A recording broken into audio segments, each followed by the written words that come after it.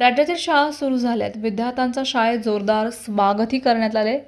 लांबलेल्या बदल्यांच्या प्रक्रियेत मनाजोगी शाळा मिळावी किंवा असलेली जागा कायम राहावी यासाठी शिक्षकांनी फिल्डिंग लावण्यास सुरुवात केली.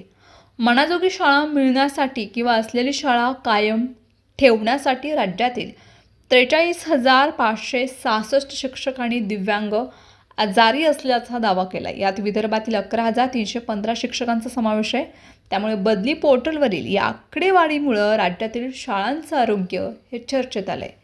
गेल्या महिन्यात राज्यातील 1,83,996 जिल्हा परिषद शिक्षकांनी बदली पोर्टलवर आपलं प्रोफाईल अद्ययावत केले. आता त्यातील संवर्ग 1 आणि संवर्ग 2 मधील शिक्षकांच्या कागदपत्रांची पडताळणी केली जात आहे. त्यानुसार संवर्ग 1 मधून बदली मिळवण्यासाठी किंवा बदलीतून सूट मिळण्यासाठी 43,000वर शिक्षकांनी अर्ज भरल्याची माहिती पुढे आली आहे.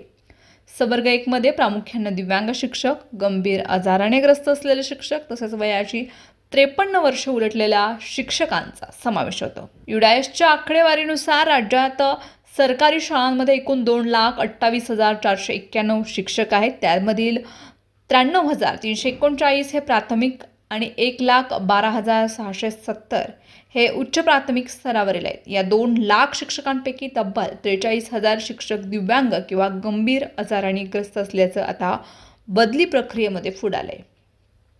एवढ्या मोठ्या संख्येत शिक्षक आजारी असतील तर त्याचा अध्यापन प्रक्रियेवरती परिणाम होत नाही का, असा प्रश्न सर्वसामान्यांच्या मनामध्ये निर्माण झालाय.